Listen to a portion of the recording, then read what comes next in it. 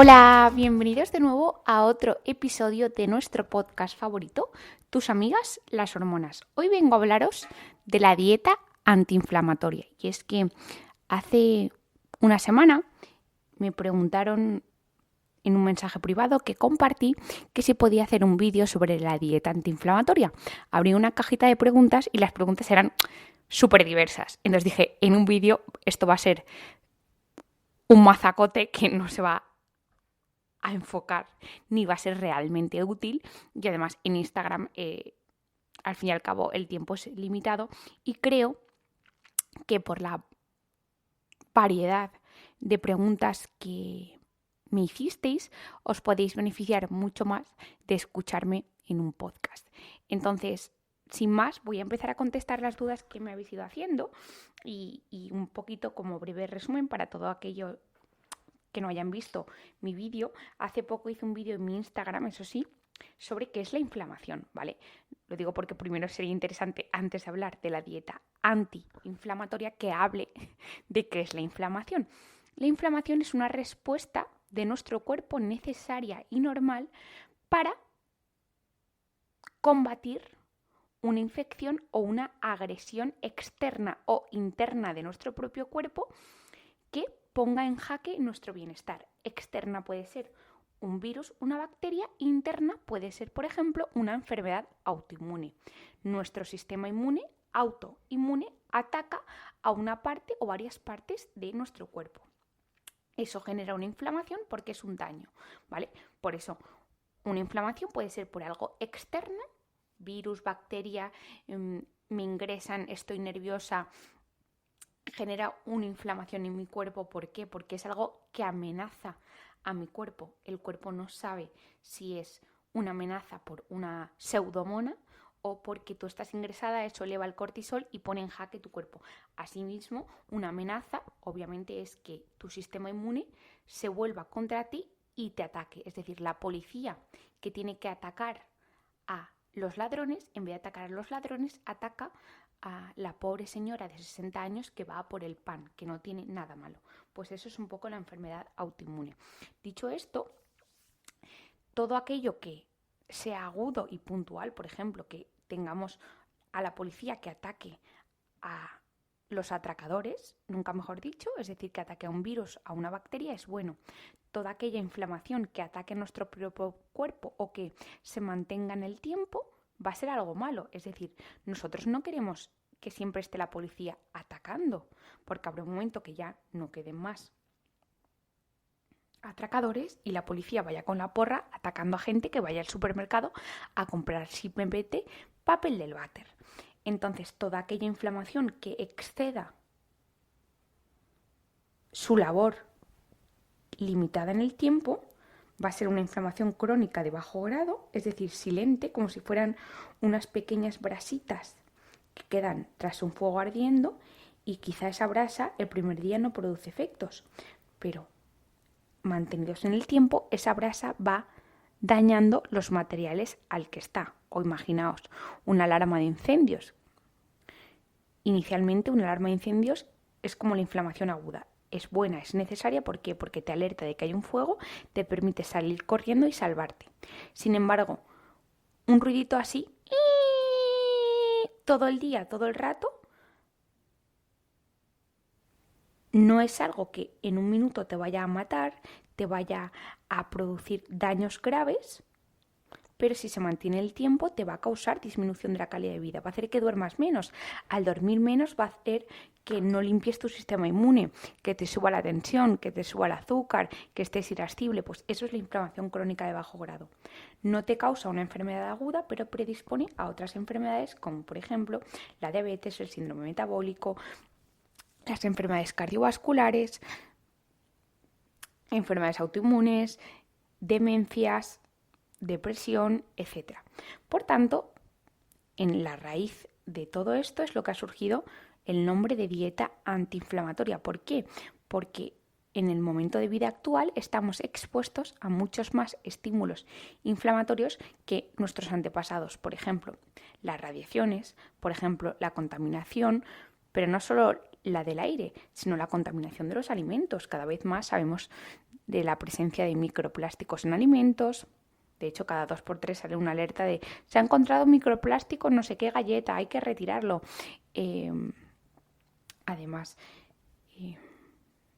de los microplásticos, estamos expuestos, por ejemplo, a metales pesados que están en las aguas y pasan a los animales o a las verduras de cultivo.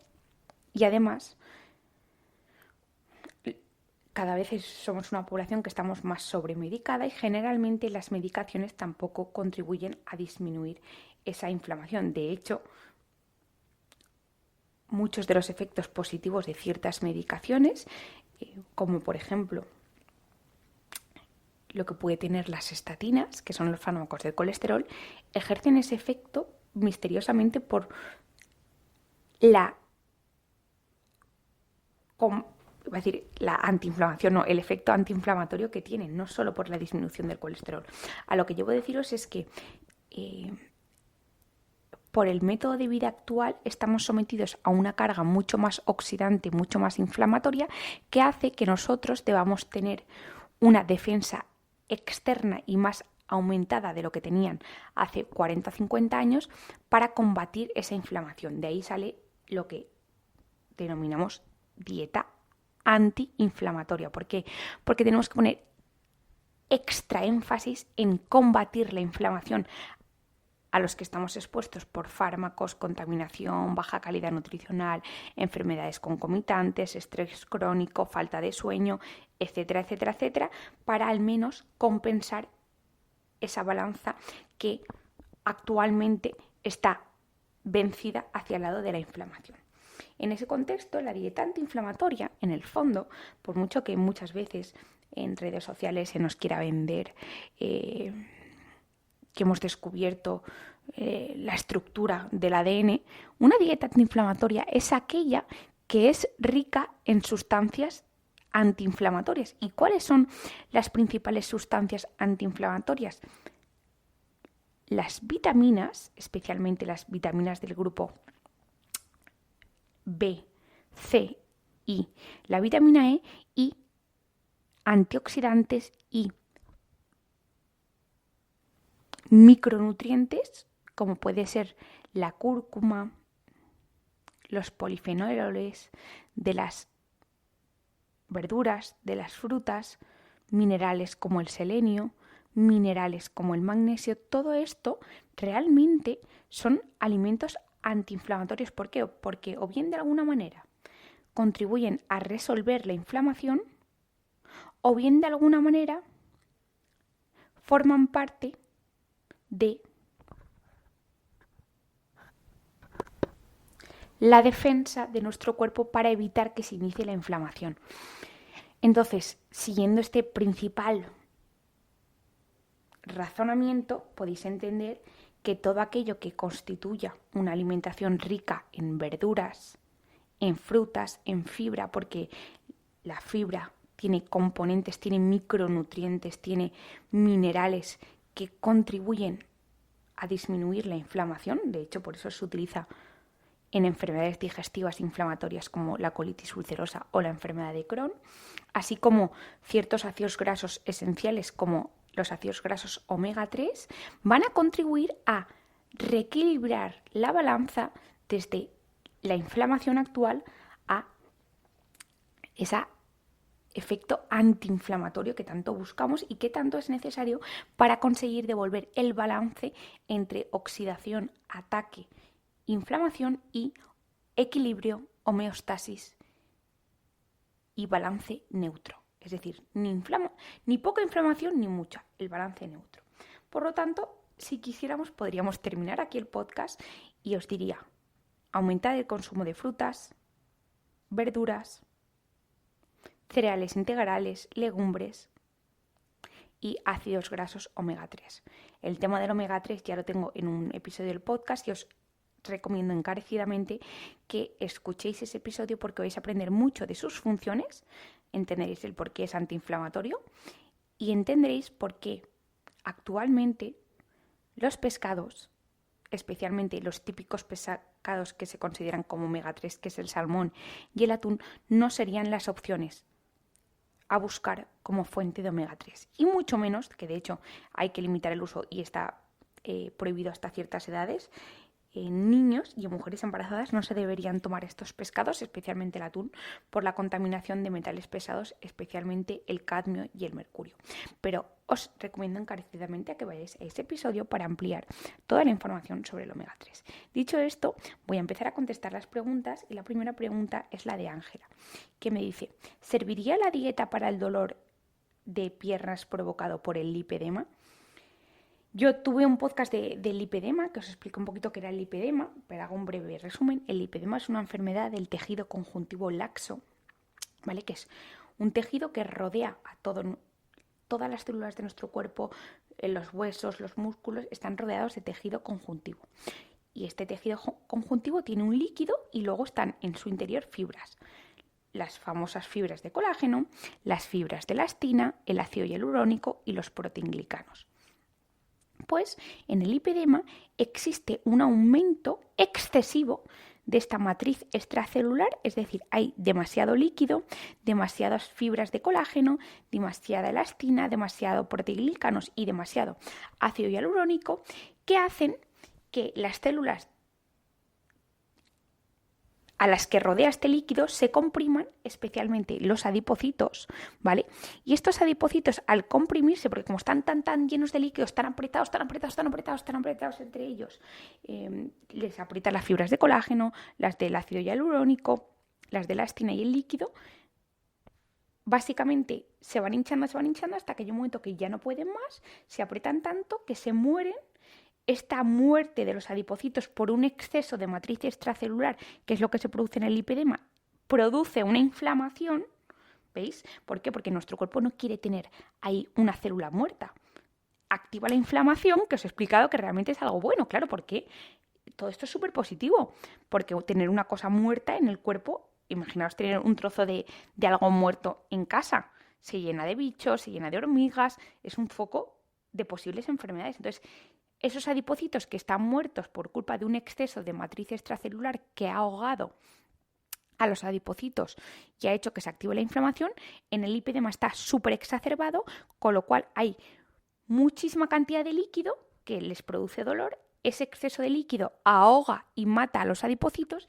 Esa matanza de adipocitos produce un exceso de inflamación y el exceso de inflamación duele.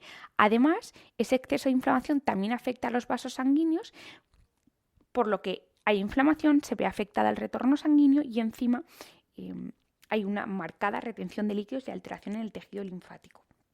Todo esto lleva a la producción de los síntomas típicos del lipedema, que es sobre todo dolor, ¿vale? Es una enfermedad que lamentablemente tarda 10 o 15 años en diagnosticarse. Es una pena porque muchas veces hay desconocimiento y no tiene nada que ver con la celulitis, ¿vale? Tú puedes tener celulitis y tener lipedema, puedes tener celulitis y no tener lipedema, y puedes tener lipedema y no celulitis. La celulitis no duele, esto es un dolor horroroso que encima no responde al ejercicio, no responde a la alimentación. Además, está toda la pierna edematizada, tienden a haber hematomas y es constante. No es que tú tengas la pierna hinchada al final del día y te levantes bien. No, estas personas tienen dolor, inflamación, hematomas en el cuerpo de manera desproporcionada, especialmente en el tren inferior, y respeta los pies. O sea, tienen como si fuera toda una pierna igual de grande, como si fuera una salchicha Frankfurt, para que entendáis que pierdan la forma de la pierna. El tobillo lo tienen delgadito y el pie también, pero lo demás es dolorosísimo. Entonces, en este contexto, igual que hay suplementos que pueden ayudar, pues en concreto de los que yo he creado, el FemBalance y el Cerodol va muy bien. ¿Por qué? Porque el FemBalance lleva micronutrientes antiinflamatorios, que precisamente ataca esa inflamación que hay como consecuencia del ahogamiento de los adipocitos, y el FemBalance lleva la N-acetilcisteína, que es uno de los mayores antiinflamatorios, que ya lo sabéis en mi podcast anterior, lleva la cúrcuma, lleva la vitamina B3 y lleva también el Vitex, que al regular los estrógenos también regula la inflamación. Por otra parte, el cerodol, que es un antiinflamatorio único que actúa por la vía endocannabinoide, reduce la liberación de péptidos dolorosos por parte del sistema inmune que, como os he explicado, está exacerbado en el lipedema. Por otra parte, independientemente de los suplementos, una dieta antiinflamatoria siempre va a ser positiva en personas con lipedema. ¿Por qué?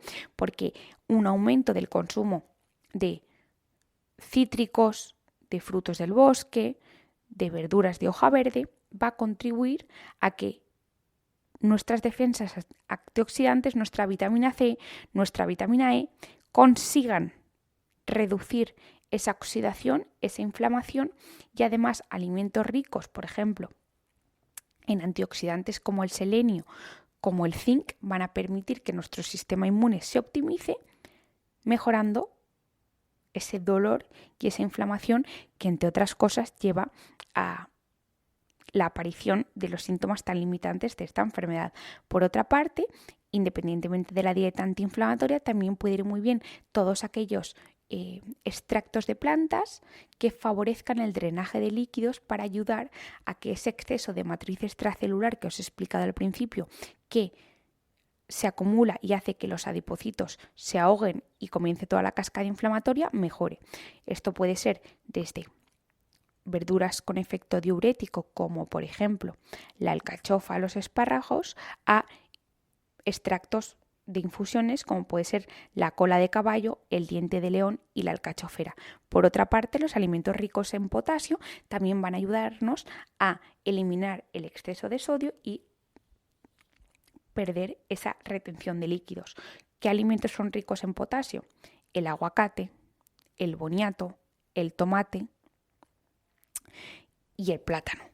Entonces, todos esos alimentos, tomate, aguacate, plátano, boniato, van a ayudar a balancear el sodio y eliminar el exceso de líquidos. Verduras con efecto diurético, como por ejemplo la alcachofa y los espárragos, por una vía diferente, también van a ayudar a eliminar el exceso de líquidos. Y luego infusiones a base de diente de león, cola de caballo y alcachofera también van a ayudarnos a eliminar un exceso de líquido. Podéis hacer una infusión con 2 litros de agua al día y os la tomáis a lo largo del día y puede ayudaros mucho. Entonces, la dieta antiinflamatoria, desde luego que ayuda a personas con lipedema, tanto para ayudar a disminuir la inflamación producida por ese ahogamiento de los adipocitos, como para ayudar a eliminar el exceso de líquido acumulado en la matriz extracelular, que va a conllevar a que se inicie toda la cascada que da lugar a el lipedema. Luego me pregunta Nuria, alimentación antiinflamatoria para ayudar a los brotes de fibromialgia. La fibromialgia es otra enfermedad que, lamentablemente, como afecta predominantemente a mujeres, ha estado condenada al ostracismo durante muchísimos años. ¿Por qué las mujeres tenemos más fibromialgia? Pues esto se sabe ya desde hace tiempo, y es que los estrógenos, a los que las mujeres estamos mucho más expuestas, los hombres tienen estrógenos, ¿vale? Pero estamos hablando de que los hombres tienen en torno a 30 picogramos por mililitro, ¿vale? Las mujeres en edad fértil de media tenemos 100 picogramos por mililitro de media, siendo en la ovulación unos 300 y en el inicio del ciclo unos 30-40. Las mujeres estamos mucho más expuestas a estrógenos, y luego en la menopausia sí que es cierto que las mujeres tenemos mucho menos estrógeno, en torno a unos 11-12 picogramos por mililitro. En la menopausia las mujeres incluso tenemos menos estrógenos que los hombres. Dicho esto, los estrógenos en el cerebro y en la médula espinal se han demostrado que modulan nuestra percepción del dolor. De hecho, hay un experimento súper interesante realizado, si no me falla la memoria, sé que es en 2014, creo que es en la Universidad de Texas, que analizó cómo respondían ratones machos y ratones hembras a la supresión de una vía que es la que está atacada o enfocada muchos fármacos destinados para tratar el dolor, y se vio que en hombres era efectivo pero en mujeres no, lo que dio lugar y pie a los investigadores a empezar a dilucidar que las vías encargadas del dolor en las mujeres eran diferentes a los hombres, por eso las mujeres no respondemos igual de efectivamente a los antiinflamatorios que se probaron en hombres, y que las mujeres, y concretamente los estrógenos, modulan nuestra percepción del dolor y las áreas del cerebro estimuladas por las vías del dolor.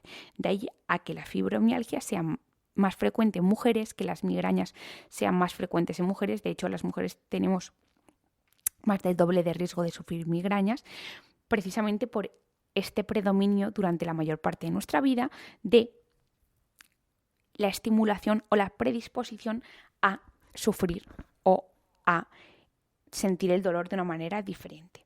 Dicho esto, para prevenir la fibromialgia, los alimentos serían, o para reducir la intensidad del dolor de la fibromialgia, los alimentos serían los mismos que os he explicado en el caso del lipedema, es decir, frutas, verduras, especias tipo cúrcuma, tipo jengibre, hacer infusiones. Incluso para la fibromialgia, además, os va muy bien para atajar el dolor, además del cerodol, el magnesio, porque se sabe que las personas con fibromialgia en los músculos consumen más magnesio para relajarse, de ahí a que el déficit de magnesio intramuscular sea mayor, y acordaos que cuando hay un déficit en el interior del músculo del magnesio tenemos agujetas y dolor.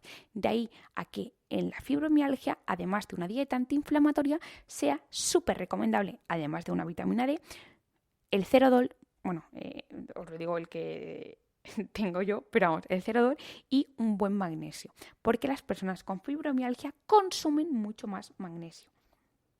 Y luego, siguiente pregunta. Nuria me dice, ¿reduce el seguir una dieta antiinflamatoria los marcadores de inflamación? No te puedo decir con toda seguridad, porque igual tú tienes una enfermedad autoinmune, y eso te lo digo yo, que tengo dos. Muchas veces, por mucho que seas una dieta antiinflamatoria, la inflamación de nuestro sistema inmune supera con creces la dieta, pero sí que es cierto que seguir una dieta alta en alimentos antiinflamatorios, especialmente los de origen vegetal, que realmente seguir una dieta antiinflamatoria, si lo pensáis bien, es seguir una dieta donde predominen los alimentos de origen vegetal, porque no os he dicho en ningún momento, excepto por el tema del omega 3, ningún alimento que fuera animal, si lo pensáis bien.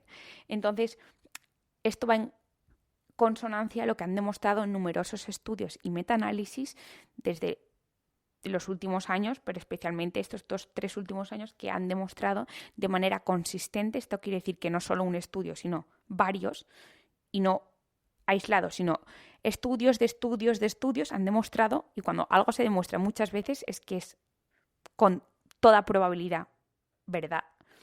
Y es que una dieta basada en plantas, es decir, donde predominan los alimentos de origen vegetal, proteínas de origen vegetal tipo soja, frutos secos, legumbres, cereales integrales, frutas y verduras, reduce la inflamación crónica de bajo grado, que es uno de los principales factores de riesgo para todas las enfermedades que causan la muerte actualmente, es decir, enfermedades cardiovasculares, demencias y cánceres, porque muchas veces los cánceres, no digo siempre, muchas veces los cánceres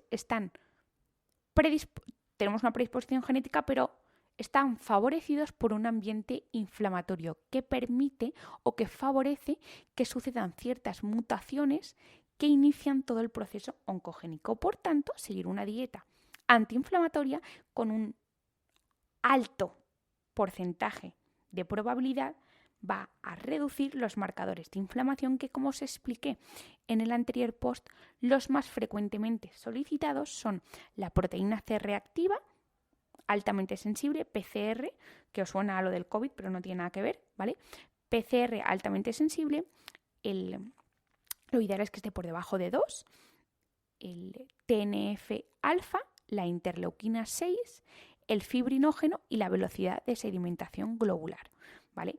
Todo esto, siendo una dieta donde predominen las frutas, las verduras, los ácidos grasos omega 3,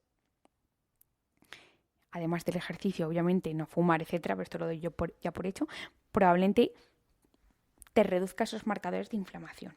Luego, Mimo me dice, pan, hay que huir del trigo, pero comerlo de centeno y maíz, o lo importante es que sea cereal integral. Me encanta esta pregunta porque creo que tendemos a demonizar el trigo, el pan, porque se asocia a algo malo, ya os explicaré un poco más adelante. Realmente no es el problema del trigo, digo en personas que no tienen enfermedad celíaca ni intolerancia o sensibilidad no celíaca al gluten, ¿vale?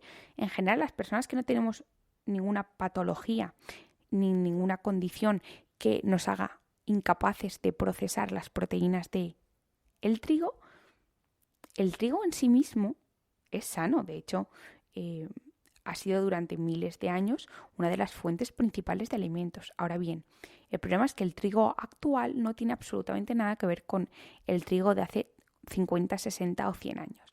El trigo actual no solo está cultivado en aguas pobres en minerales, sino que además los limpiamos y lo blanqueamos quitando todas las propiedades beneficiosas de la cubierta del trigo, que es precisamente la fibra. Por tanto, el pan integral de trigo, si te sienta bien, yo de hecho lo tomo y me gusta, es igual de sano que un pan integral de centeno o de trigo sarraceno o de maíz. Ahora bien, si tú tienes una enfermedad celíaca o has detectado que el pan de trigo integral no te va bien, puedes sustituirlo por pan integral de centeno, por pan integral de trigo sarraceno, que aunque se llame trigo sarraceno no lleva gluten, por pan integral de... Se me ha ido de la cabeza, el otro es centeno, trigo, pero no es maíz, es... ¿Sabéis? Se me ha ido... Uy, que nunca me pasa, pero se me ha ido de la cabeza el otro cereal. Trigo, centeno... Uf, bueno, da igual. En general, ay, ahora qué rabia, pero esto me está pasando en directo, no puede ser. Me voy a acordar en 5 minutos y me dará muchísima rabia. Sé que hay otro trigo. O sea, es trigo integral. Venga, un momento conmigo que lo pensemos. Es trigo integral, centeno integral. Me lo sé en inglés. Trigo, centeno. Uf, sé que es otro. Ostras, qué mal estoy quedando. Bueno, da igual. Realmente todos los cereales que sean integrales, por el hecho de ser integrales, van a tener esa cubierta de fibra y la fibra es antiinflamatoria. Por tanto, todo pan de cereal 100% integral va a ser igual de sano. Luego ya está la preferencia de gustos o en el caso de las personas con enfermedad celíaca o intolerancia no celíaca al gluten, no lo van a poder tomar porque no les sienta bien, pero el pan de trigo 100% integral es igual de sano del cereal que venga. Lo importante es que sea integral. Y ojo, ahora ya por ley están obligados. Si veis que no pone en la portada o en la cubierta del producto 100% integral, no es 100% integral. Muchas veces en supermercados nos intentan autoengañar y nos ponen 52%. Es que eso no es 100%. Tenéis que buscar que el primer ingrediente sea harina integral de lo que sea. El segundo siempre tiene que poner integral. Si no pone integral, no es integral. Y esto especialmente lo hacen con la pasta. Que tú ves pasta y la ves como oscurita, pero ¿sabéis lo que hacen los tíos? Te ponen trigo normal y luego te ponen un 5% de salvado de trigo o salvado de avena. Y el salvado da el lugar o el colorcito de oscuro, pero no es integral el trigo. Por lo tanto, nos engañan. Si no pone harina integral de trigo, sémola integral de trigo, sémola integral de centeno, de trigo sarraceno, etcétera, si no pone la palabra integral, no es integral. Entonces, Mimo, el pan integral de trigo es igual de sano que el pan integral de avena y de centeno. Luego, la siguiente pregunta que me hace Maripuri. ¿El gluten inflama? Esto es, creo que una de las preguntas más recurrentes. El gluten no inflama si tú no tienes ningún problema con el gluten. El gluten hace referencia a un conjunto de proteínas que se encuentran fundamentalmente en el trigo y en menor medida en otros cereales, como por ejemplo el centeno, incluso en ciertas cepas de la avena, porque en general la avena no tiene gluten, pero por contaminación cruzada suele tener gluten. Entonces, esas proteínas que contienen el gluten, que es la gliadina y otras proteínas, en ciertas personas inicia una cascada inflamatoria a nivel local, a nivel de las vellosidades intestinales, y esa inflamación, ¿qué hace? Destruye no solo a ese gluten, sino a los pelitos de nuestras células intestinales, que son las implicadas en la absorción de proteínas, de grasas, de minerales y de vitaminas. Por tanto, podéis intuir que en personas que sufren una enfermedad celíaca o una intolerancia no celíaca al gluten, es un problema, porque si tú quitas los vellitos que permiten que absorban los nutrientes, vas a tener una diarrea, una deficiencia de numerosos nutrientes, evitando que crezcas, evitando que tengas una adecuada salud, predisponiéndote a la anemia. De hecho, por eso en niños pequeños que no crecen o que tienen anemia, siempre hay que buscar como primera causa una enfermedad celíaca no diagnosticada. ¿Por qué? Porque si no creces es porque no estás absorbiendo bien los nutrientes, sobre todo, ¿vale? Fuera de problemas hormonales, etcétera. Entonces, ¿qué es lo que pasa? Por algún sitio se está yendo. Entonces, aunque no tenga una diarrea muy marcada, siempre hay que descartar una enfermedad celíaca. ¿Por qué? Porque puede ser que el gluten esté desencadenando una respuesta inflamatoria en los vellitos de las células intestinales, impidiendo que en ese niño se absorban el calcio, el magnesio, las proteínas que se necesitan para crecer. Y por otra parte, como no absorbes el hierro de los alimentos, no tienes el suficiente hierro para producir glóbulos rojos y aparece anemia. ¿Vale? Dicho esto, hay muchas personas, por ejemplo, que tienen una enfermedad de Hashimoto, un hipotiroidismo de Hashimoto, que sin tener una enfermedad celíaca parece que responden mejor a nivel de síntomas, no solo intestinales, sino globales, de menos dolor, menos fatiga, con una dieta sin gluten. Y no es porque el gluten inflame por sí mismo, sino porque estas personas que tenemos una predisposición a enfermedades autoinmunes, parece que las proteínas que engloban al gluten, en algunos casos o incluso en determinados momentos de la vida, ¿vale? Porque, oye, yo he estado toda la vida comiendo gluten y me ha sentado bien, pero ahora me sienta fatal. ¿Esto por qué? Es porque en algunos momentos determinados de la vida ese gluten puede interactuar con nuestro sistema inmune y de repente, sin ton ni son, activar una respuesta inflamatoria. Entonces, siempre cuando tú notes que los alimentos ricos en gluten, especialmente el trigo, pues de la pasta, del pan, etcétera, te produzca inflamación, diarreas, anemia, cansancio, primero hay que descartar que no tengas una enfermedad celíaca que haya debutado o que haya aparecido recientemente, y si ya te descartan la enfermedad celíaca, pero tú sigues teniendo síntomas, puedes intentar quitar el gluten, pero no puedes jamás quitar nunca el gluten antes de hacerte las pruebas de enfermedad celíaca. ¿Por qué? Porque como tú te quites el gluten y luego te hagan las pruebas en sangre de enfermedad celíaca, como ya no estás tomando el gluten, darán negativos, pero en el fondo tendrás enfermedad celíaca. Entonces, siempre, si tú sospechas que tienes enfermedad celíaca, pesa el digestivo y no te quites el gluten para que te hagan los análisis, y si tienes enfermedad celíaca saldrá, y si no, pero tú sigues con el run, puedes probar a eliminar el gluten y ver cómo te encuentras. ¿Por qué? Porque sí que es cierto, como os he explicado, y volviendo a la pregunta de Maripuri, que el gluten en ciertas personas puede causar una inflamación. ¿Por qué?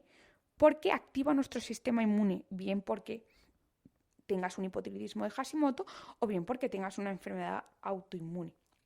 Entonces, eso es la única manera, y yo no me puedo meter en vuestra vida, es intentar eliminar el gluten. ¿Por qué digo intentar eliminarlo? Porque como no hay un consenso de que diga que es positivo ni negativo, y daño, entre comillas, no os va a hacer en tanto que por lo que lo probéis 3 o 4 semanas, eliminar el gluten, oye, si estáis igual, lo reintroducís, oye, pero si habéis mejorado, pues y lo podéis mantener, pues oye, adelante. Por eso, en enfermedad celíaca o en intolerancia al gluten tienen que quitarlo, pero en otros contextos, y si tú consideras que el gluten por X y Z ha empezado a no sentarte bien o que no te encuentras bien, puedes intentar eliminarlo. No estás haciendo daño a nadie, no estás insultando a nadie. Chico, es tu cuerpo, pruébalo. Y esa gente que dice, no, porque es una subnormalidad quitarlo. Subnormalidad para usted. Igual esa persona lo quita y, oye, se encuentra mejor. Y si se encuentra mejor 3 meses y luego se sigue encontrando peor y lo reintroduce, no le digas, ¿veis cómo yo te dije que entonces el gluten no era? Oye, que ha estado 3 meses bien. Apláudele a esa persona por haber estado 3 meses bien. Es que yo creo que el mundo de Internet y de la nutrición se ha vuelto ya a ver quién la tiene más grande. O sea, no perdamos el foco, que aquí lo importante es la persona que te está contando que se encuentra mal. No le estás diciendo que se tire de una ventana, ni que se ponga a hacer el pino a las 4 de la mañana tomándose 5 cubatas. Le estás diciendo que simplemente sí, se ha descartado una enfermedad celíaca, pero esa persona se sigue encontrando mal. Tiene una enfermedad autoinmune, un hipotiroidismo de Hashimoto, una hepatitis autoinmune, una diabetes tipo 1, una alopecia areata, una enfermedad de Addison, una gastritis autoinmune o gastritis atrófica, una artritis reumatoide, un lupus eritematoso sistémico, un síndrome de Sjögren, una vasculitis, me da igual, una enfermedad autoinmune. Le han descartado una enfermedad celíaca y quiere probar a eliminar el gluten porque tiene un dolor, un cansancio crónico y oye, le va bien, estupendo. Que no le va bien, no pasa nada, simplemente vuelve a comprar trigo, vuelve a comprar pan y vuelve a tomar galletas con gluten. Pero deja a esa persona que lo intente, no le insultes, ni le llames menos, ¿sabes? Yo es que en general cada vez hablo menos de alimentación y mira que creo que es una pieza fundamental junto con el ejercicio porque sinceramente es que me da miedo. Yo os lo digo de verdad, o sea, me da miedo hablar en redes sociales de la alimentación porque es que la gente se lo toma como si estuvieras insultando a su familia. Y no entendemos que la alimentación para cada persona es única. Yo no me meto con lo que hace otra persona, pero no doy un dogma de fe. Es decir, yo os puedo decir, oye, es mucho más saludable seguir una dieta donde predominen los alimentos de origen vegetal, porque es la verdad. Es lo que han demostrado los numerosos estudios y lo que se sabe por estudios poblacionales. Ahora bien, que tú con esa información la quieres escuchar y seguir tomando todos los días carne, pescado, huevos y panceta, a mí, quiero decir, yo no me puedo ofender. Es que es la salud de Javier y de Manuela.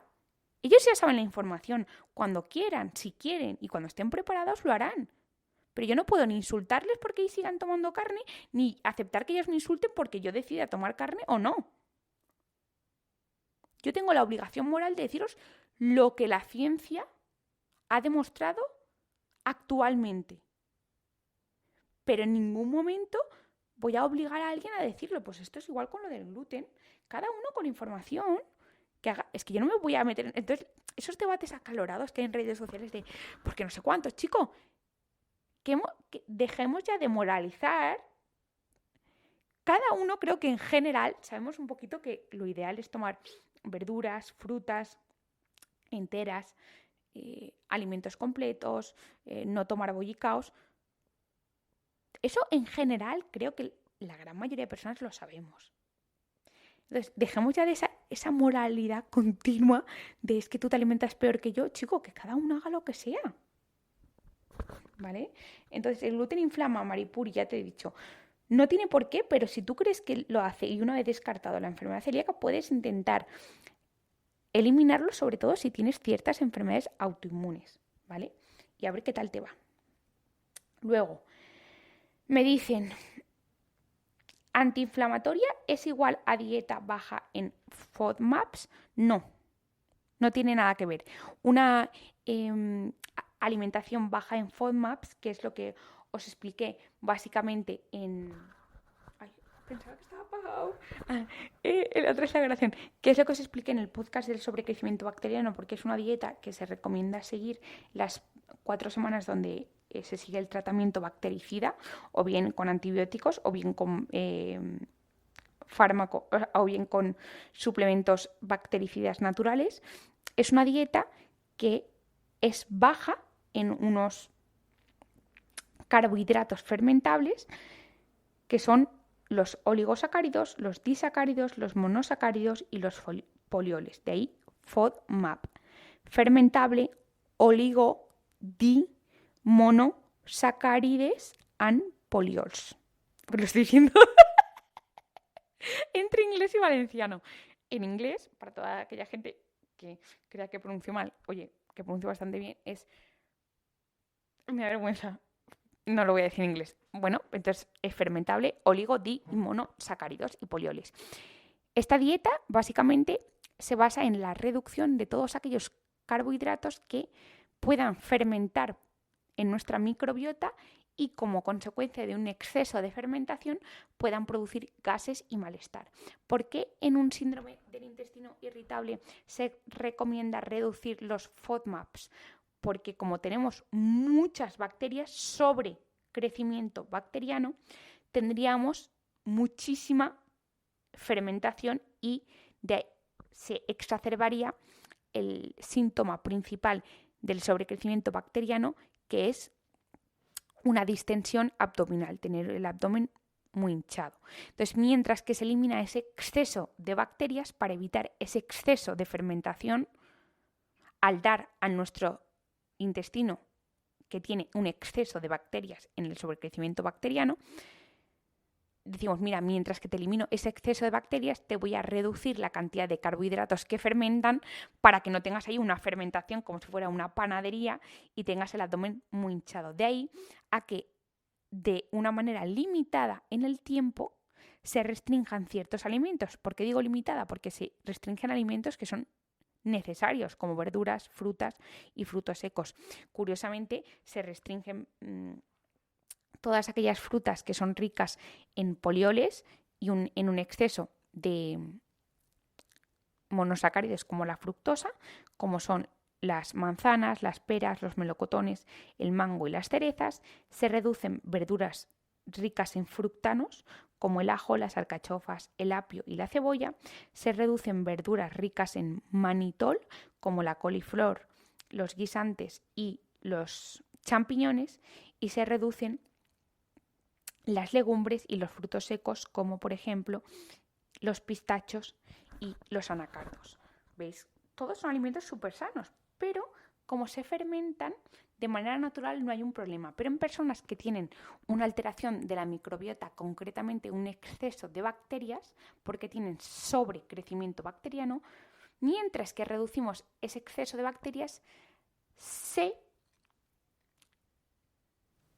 recomienda que se eviten todos estos alimentos. Entonces, volviendo a la pregunta que me han hecho, que es antiinflamatoria, es igual a FODMAPs, a baja en FODMAPs, pues sería justo al contrario, porque si te fijas, quitas un montón de verduras, de frutas y de cereales integrales y de legumbres. Por lo tanto, de hecho, se recomienda que se tomen cereales blancos, porque no fermentan. Y se recomienda que se reduzca el consumo precisamente de verduras y de frutas. Por tanto, estrictamente, casi una dieta baja en FODMAP sería un pelín proinflamatoria en el sentido de que te eliminas todo lo beneficioso de la fibra, de los antioxidantes, etc. Por eso la dieta FODMAP tiene que ser limitada en el tiempo, con un inicio y un fin. Luego, Patri me pregunta, ¿enfermedades autoinmunes y consumo de legumbres? ¿Sí o no? Vamos, ya te lo digo yo. 100% sí. Las legumbres han demostrado no solo reducir el riesgo de muerte por todas las causas y favorecer en más de un 24% un envejecimiento saludable, definido como la ausencia de 11 enfermedades crónicas, entre ellas cánceres, sino que ha demostrado reducir la frecuencia y brotes de numerosas enfermedades autoinmunes. Así que las legumbres, sin duda, sí o sí. Luego, me dice Olga, los lácteos quedan fuera, amo el queso. Los lácteos, en general, hay que diferenciar entre los lácteos fermentados y curados o otros tipos de lácteos. En general, los estudios han demostrado que los lácteos tipo yogures, especialmente semi y desnatados y algunos enteros, se asocian con una reducción de la inflamación y con una mejoría de la salud y una reducción de las causas de muerte. Sin embargo, lácteos tipo quesos y especialmente curados, por su alto contenido en grasas saturadas, se consideran inflamatorios, puesto que las grasas saturadas, especialmente el ácido palmítico, es una grasa tremendamente inflamatoria que cuando llega al hígado exacerba toda la inflamación, todas las cascadas inflamatorias y predispone a la aparición de hígado graso. Por tanto, en los lácteos habría que diferenciar entre los yogures, los kéfires y los quesos. En cuanto a la leche, está un poco intermedia entre el yogur y los quesos curados. Por tanto, lo dejo a la decisión individual. En cuanto a lo que dice la ciencia, hasta mi saber, es que los lácteos en general no son imprescindibles para tener una buena salud, que algunos de ellos son antiinflamatorios, como los yogures y el kéfir, otros son proinflamatorios, como los quesos curados, y la leche hay resultados contradictorios. Hay algunos estudios que dicen que es antiinflamatoria y otras que es proinflamatoria. Por tanto, cuando la ciencia realmente no llega a una conclusión clara, yo me quedo en un intermedio. Decídelo tú con tu dieta en general. Si tú haces deporte, no fumas, no bebes alcohol y te gusta tomarte un vaso de leche, puedes hacerlo, que no estás haciendo algo detrimental para tu salud. Que no quieres hacerlo por motivos de salud y sobre todo por motivos éticos, todavía más y fundamental. Pero que no quiere decir que lo tomes o no lo tomes, vas a tener peor salud. Y nada, que termino ya porque se me ha hecho súper corto el podcast, pero llevo ya mucho tiempo para que no se haga larga y que espero que os haya gustado, que os acordéis por fin de valorar el podcast, porque así, sobre todo en Apple Podcast, bueno, en todas las plataformas, en Spotify, en YouTube, como queráis, porque así, de alguna manera, al final esto es como el boca a boca, pero en Internet. Si tú lo vas valorando y recomendando, al final llegan más personas y creo que todo el mundo se beneficia de poner un poco de cordura, ¿no? En el tema de hormonas, salud, nutrición, y que a mí me alegraría un montón. Y que para más información ya sabéis que tenéis mi Instagram, @isabelvina, y los suplementos que yo formulo en IVB Wellness Lab y en las más de, creo que ya somos 200, 300 farmacias distribuidas por toda España y algunas partes de Europa. Y nada, nos vemos en el próximo episodio. Un besito.